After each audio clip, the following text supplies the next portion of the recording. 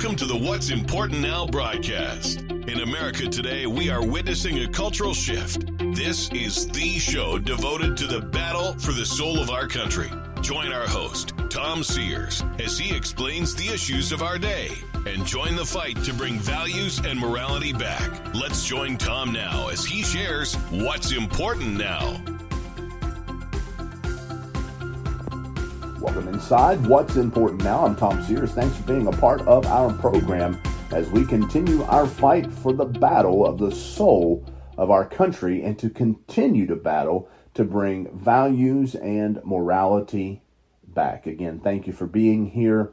Our email address is what'simportantnowradio@gmail.com, what'simportantnowradio@gmail.com, and our mailing address is 8901 Good Hope Pike, Lost Creek, West Virginia, 26385. Now, if you missed those, I'll give them again at the end of the program, so stay tuned for that.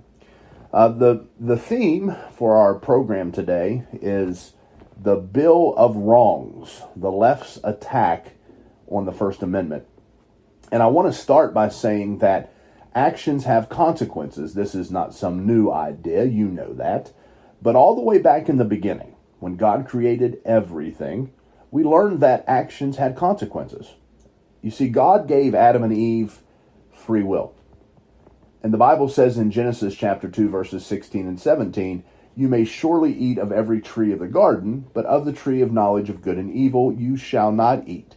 For in the day that you eat of it, you shall surely die."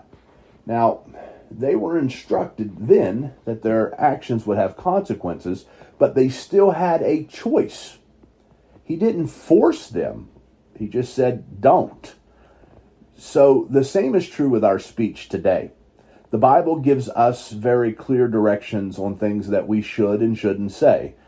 But we still have the freedom to say whatever we want. With that being said, the things that we say will have consequences. Now, there's a clear agenda on display to rid this country of biblical Christian values and conservative views. The agenda has upped the game recently by silencing conservative voices, because the silencing of Christian voices has been going on for some time, as you know. But now we have elected officials, or I guess we always have had some, but we should say that it seems to be more prevalent today, that elected officials in the highest places of government are actually encouraging and condoning the restriction of free speech. And that's going to be the focus of our program today. Now, without getting into all the specifics of how the Bill of Rights ended up being a part of the Constitution, let me say this. There was a debate between our founding fathers as to whether or not the Constitution should have a Bill of Rights protecting individual freedoms.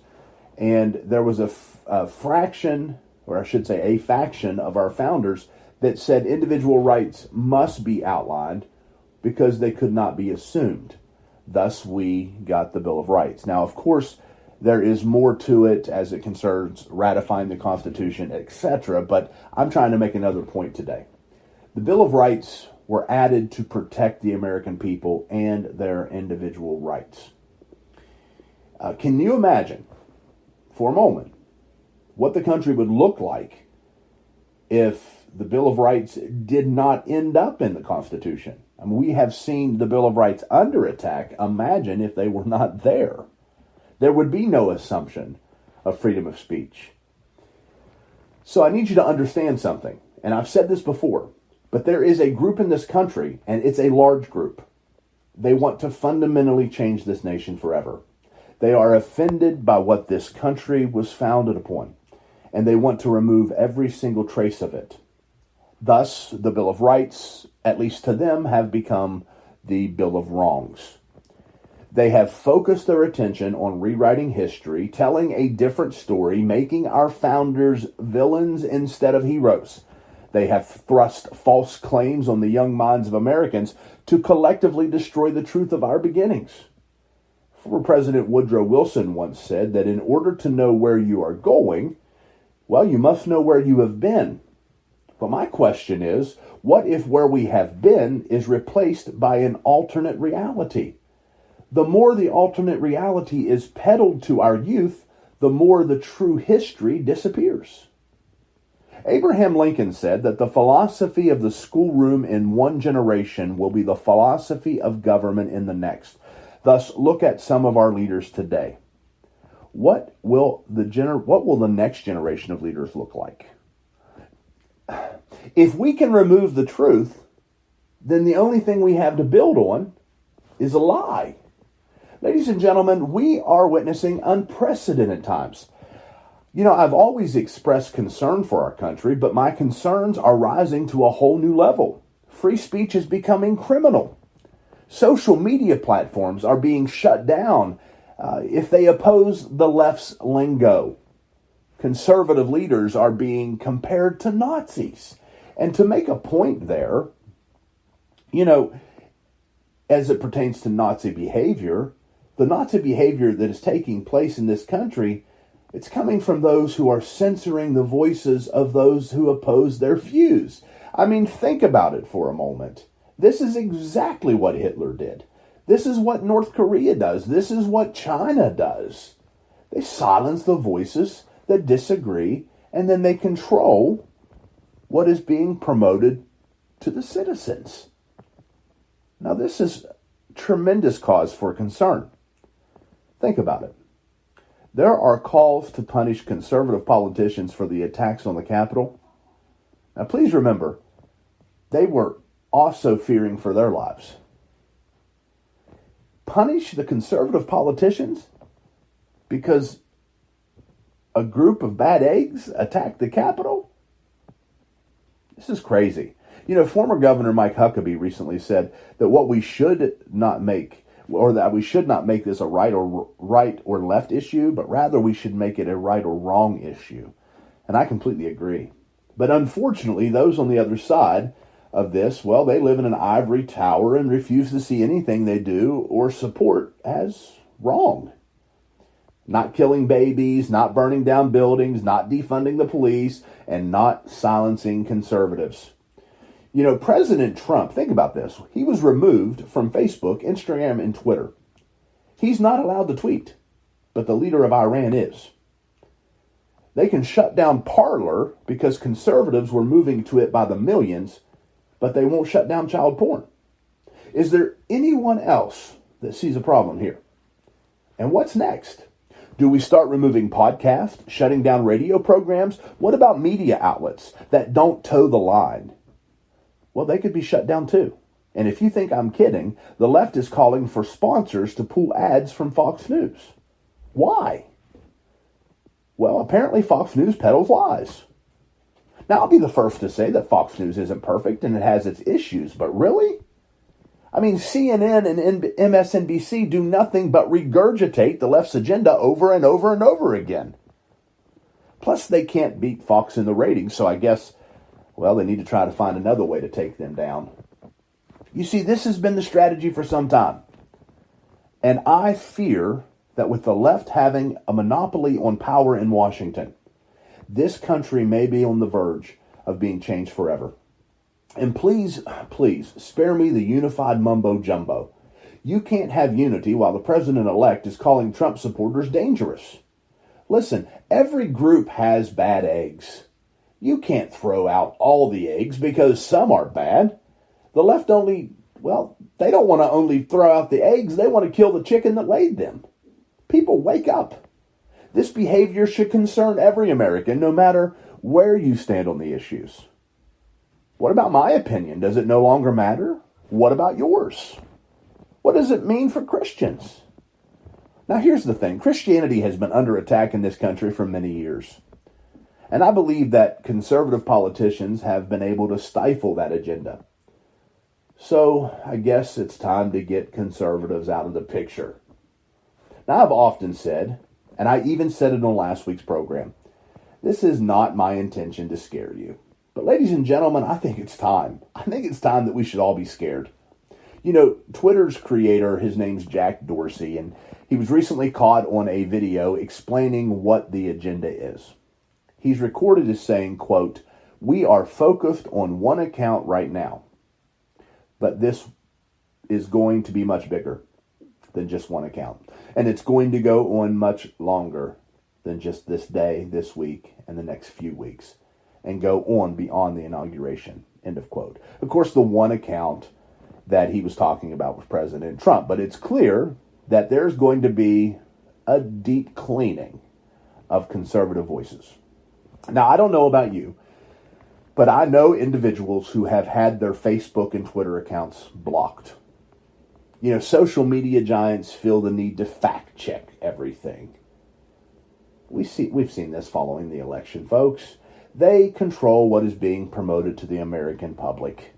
When Twitter removed President Trump, they said that they felt they had to, because his online words, well, they were causing real world violence. That's hogwash. I will admit that his words stirred his base, but to say his tweets cause violence is a stretch. The hypocrisy comes from the left on this issue, and it's astounding. They were either silent or they condoned the riots of this past summer.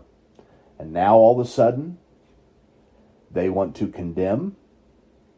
Now all of a sudden, they want conservatives silenced. You know, if you voted for President Trump, you are in the basket that needs thrown away, in their opinion. You know, God help us. Our founding fathers told us that without morality and virtue, the Constitution could not stand. We are witnessing the dismantling of the Bill of Rights. It's not going to happen. It is happening. And one of the reasons that the Roman Empire fell was because the people grew apathetic. And this means they reached a place where they just didn't care anymore. I pray that the people of this nation don't get so tired of the garbage that they reach a place of not caring. That should be what we all are praying. Now, as it pertains to freedom of speech and the Bible, and keep in mind that the founders believed that the Bible was the foundation of morality and values and virtue. The Bible doesn't expressly advocate for free speech. What it does is provide us with guidance on what we should and shouldn't say. And this is important because this was the lens that our founders were looking through. They believed that the Constitution could only stand under this guidance. So once we as a country depart from the Bible, well, in essence, we fracture the freedoms outlined in the Constitution, and this is proving to be true. The guidance the Bible provides is rooted in the idea that sin leads to bondage, but following Christ leads to freedom. And most of our founders held this view. Furthermore, the Bible teaches us not to curse, not to lie, not to deceive, not to slander, not to make false witness, to have evil talk or filthy language, or to tear others down.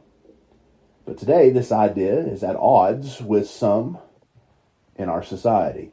And today, people of power, well, it's not a surprise that they tell lies, they deceive for profit. Entertainment has become explicit. All of this shapes our culture and feeds our minds, especially the minds of our youth.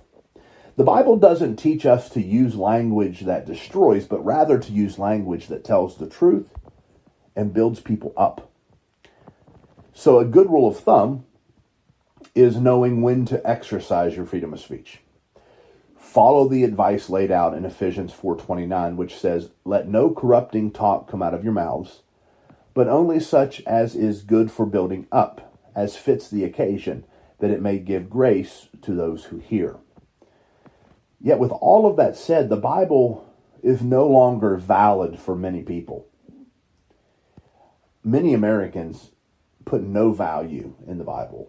And so what happens is they're learning to communicate via today's media giants. And this, of course, leads them to silence anything that opposes their view. In an article written by Steve Jordahl of One News Now, it reads, Alexandria Ocasio-Cortez was live streaming one of her kitchen table video blogs on Tuesday when she was asked about the role media has in reporting the apparent stealing of the 2020 election and whether it played into the Capitol riots. Well, freedom of press definitely needs to be reined in, she replied. Of course, she's one of the leaders of the so-called Squad. Ocasio-Cortez said, quote, "There's absolutely a commission that's being discussed, but it seems to be more investigatory in style rather than truth and reconciliation." So I think that's an interesting concept for us to explore. Several members of Congress in some of my discussions have brought up media literacy because that is part of what happened. And we're going to have to figure out how we rein in our media environment so that we cannot spew disinformation and misinformation, end of quote. Now, attorney Matt Staver of Liberty Counsel said a year or more ago that such a proposal would have been dismissed out of hand as a direct violation of the First Amendment. However, he says all of that has changed as politicians, with the blessings of the courts, are forbidding people from going to church and restricting their movements in public, while big tech throws public figures and private citizens off their platforms for questioning the integrity of the 2020 election. He said, quote, "We have a political leader in President-elect Joe Biden and political party that want to punish anybody who doesn't agree with them. I think we're moving into some really uncharted territory." He went on to share that he's seen these types of restrictions before. He said, quote, "This is so-called Truth Commission or Ministry of Truth, whatever they want to call it, is shocking, and it really comes out of the communist Marxist playbook," end of quote. And the Liberty Counsel founder is not alone in his concern. Joe Concha, a columnist, told Fox News, quote, that for Ocasio-Cortez, it's not about being factually correct, it's about what she sees as being right and wrong from a moral perspective. He went on to say that this sort of thing in terms of government regulating speech should stay in China or stay in North Korea, end of quote. New York Post columnist David Harsnell penned, quote, "It's just creepy, not to mention wholly un-American, for an elected official to advocate the state to oversee our political speech. It's also crassly hypocritical. If anyone could use a truth commission, it's Congress," end of quote. And as far as Fox News contributor Tammy Bruce is concerned, the media, quote, an arm of the Democratic Party, end of quote. She calls it already falling into line with the Squad and her fellow leftists. What they're talking about are dissenters, talking about arguments like this, a conversation that critiques and dissents within the framework of what they're doing. But it also exposes the idea of the power that they think they have. And this is now what their job is. Now, Prager University is speaking out as big tech and the left continue their assault on the First Amendment. One News Now is reporting that one group is not a stranger to left-wing big tech and its anti-conservative punishment, and that's Prager University, the conservative-leaning website. It was founded by columnist Dennis Prager, and the website competes against left-wing professors to educate young generations about politics, culture, and religion. The biggest draw of PragerU is its 5-minute mini presentations, also aimed at young adults, that features names such as Ben Shapiro and Dave Rubin. And there's topics such as feminism's effect on the culture, socialism's violent history, and the future of Islam.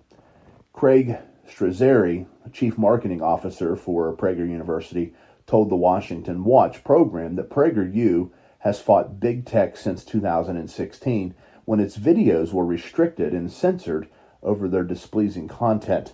Now, almost a year ago, PragerU lost its federal lawsuit against Google and YouTube in a 3-0 appeals court decision, responding to PragerU's complaint that YouTube promotes itself as a free speech platform where everyone deserves a voice. One judge said that is not false advertising, but merely the company's opinion about itself. Now, according to Strazzeri, conservatives did not take the free speech issue seriously as PragerU waged war against the powerful big tech titans. He said, quote, "And here we are in 2021, and we've reached this kind of peak of now people are starting to realize where this is all going. And now it's going from troubling to downright scary, and people's speech is no longer free as it's always been in America, end of quote. Dan Gaynor of MRC Tech Watch told One News Now that Saturday night massacre of Parler reminds him of the Cultural Revolution in China. He said, quote, they ran around, they destroyed statues, sound familiar, changed names of things, erased history, because they don't like history, end of quote. Before it's over, he adds that pesky people will get away, or who get away, will be able to erase, just like they did in the Cultural Revolution in China. Now, ladies and gentlemen, this is exactly what I'm talking about today. The erasing of truth, the erasing of history. And at some point, the truth will no longer exist because it'll be buried under so many lies.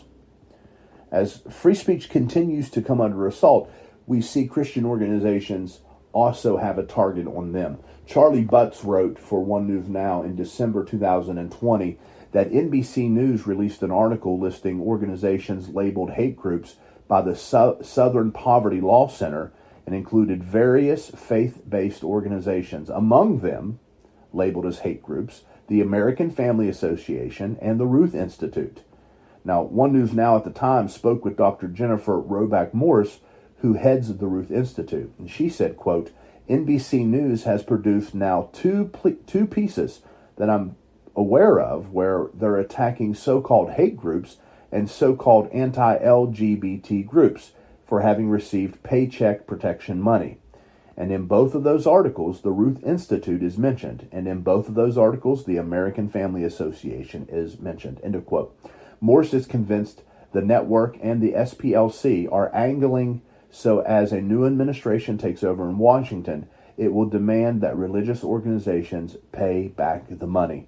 She went on to say, quote, I think that what the SPLC plus NBC News is doing is they're trying to say these people, these Christian groups, these haters are unworthy of this type of public support, and therefore they should have to repay their loans. Even though Planned Parenthood and strip clubs and lots of other businesses are able to receive taxpayer money under the Paycheck Protection Program, end of quote. Now, under the federal guidelines, PPP loans are forgiven provided the money is used for payroll and business expenses such as rent. Now, to fight back, the Ruth Institute is calling on people to challenge media abuse by signing petitions, in conjunction with sites like LifeSite News, politely calling on NBC to apologize on the air, to retract those stories, and to stop using the SPLC as a source. Ladies and gentlemen, the battle's real. The left wants anyone or anything that has an opinion that differs from them to be canceled. Every Christian, every conservative, every single church leader should wake up. This is not going away, but it will get worse. Now, what can we do to help? Or I should say, what can you do to help? Well, first, pray. Because there's nothing more moving than prayer. Pray like your freedom and your life depend upon it, because they do. Second, support the organizations that fight against this garbage. Support the groups that are standing up for your freedoms. Send them a donation.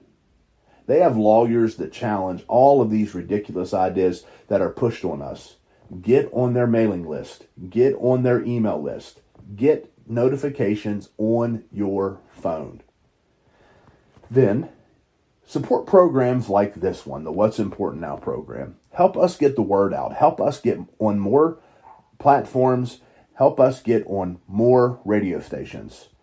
And that is what you can do. Do not take up arms and try to overthrow the government.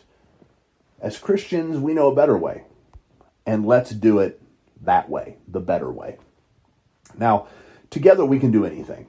And I think one of the main reasons we have seen these things happen in our country is because we have been idle.